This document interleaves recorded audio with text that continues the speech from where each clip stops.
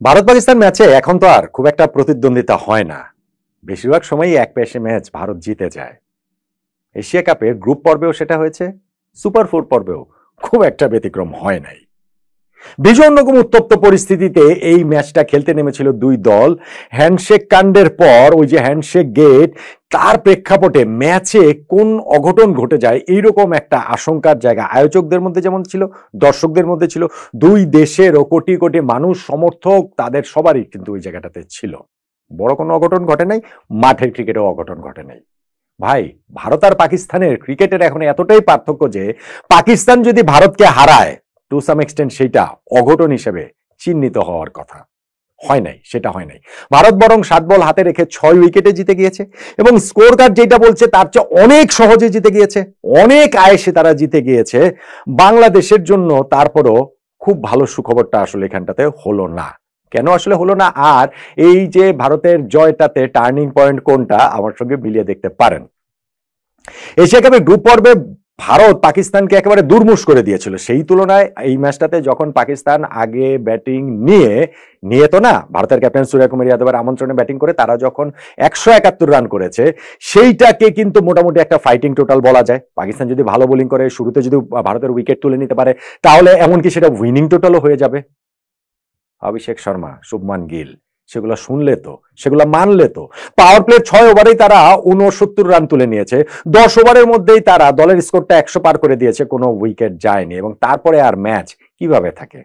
10th ওভারে যখন out হলেন শুভমান গিল, এবং সেই আউটটাও হচ্ছে গিয়ে ইন্টারেস্টিং বলতে হচ্ছে গিয়ে তিনি ওই যে ওভারের মাঝখানে রান নিতে গিয়ে পায়ে একটু ব্যথা পেলেন, ফলে একটা ইঞ্জুরি ব্রেক নিলেন, এবং সেই ইঞ্জুরি ব্রেকটার পর যখন খেলাটা আবার শুরু হলো, প্রথম বলটাতে তিনি আউট হয়ে গেলেন 27 বলে 48 রান করে, না 28 বলে 47 রান করে তিনি আউট হয়ে গেলেন। কিছুক্ষণ পর সূর্যকুমার যাদবও নেমেছেন, তিনি আউট হয়েছেন। কিন্তু যে বললাম 10 ওভার শেষে এক উইকেটে 105 রান, ওভারে উইকেট গেলেই বাকি 10 ওভারে পাকিস্তানের বিপক্ষে ভারতের জয়ের জন্য আর 67 রান লাগতো।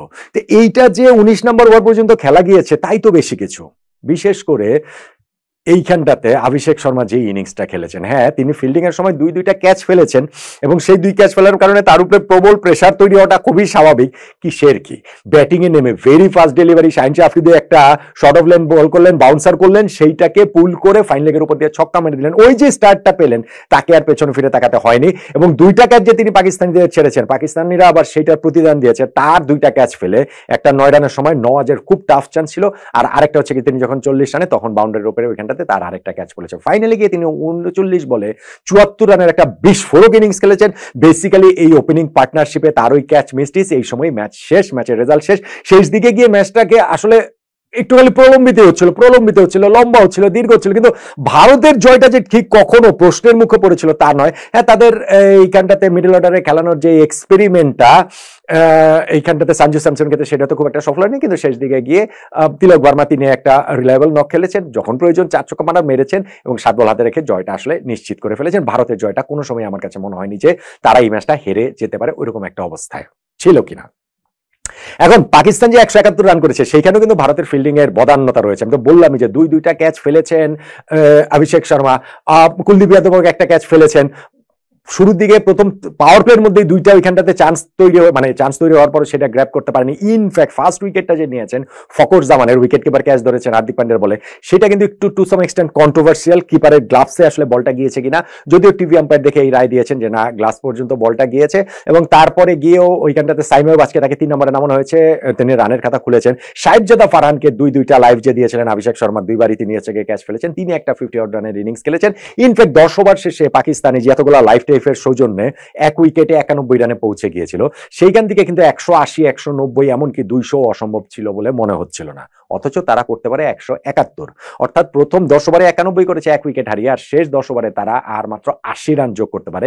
ভারত এই সময়টাতে ট্রিমেন্ডাস একটা কামব্যাক করেছে, স্পেশালি 11 থেকে 15 ওভার, এই যে 5টা ওভার, এই সময়টা শিবম দুবের হাতে বল তুলে দেওয়া হয় মিডিয়াম পেসার অকেশনাল, এবং তিনি এসেই উইকেটটা তুলে নিলেন। সাইম আইয়ুবের ব্রেক থ্রুটা তিনি দিলেন, একটু পরে তিনি আরো একটা উইকেট ইনফ্যাক্ট তুলে নিয়েছেন, মাঝখানে কুলদীপেরও একটা উইকেট রয়েছে। এই যে 11 থেকে 15, এই 5 ওভারে পাকিস্তান রান যোগ করতে পারে মাত্র তারা 28 রান, এবং শেষ 5 ওভারে গিয়ে তারা এরপরে আবার 52 রান যোগ করলেও ওই যে 5টা ওভারে, সেইটা শেষ পর্যন্ত গিয়ে তাদেরকে রানটা ভারতের ধরাছোঁয়ার বাইরে নিয়ে যেতে দেয়নি।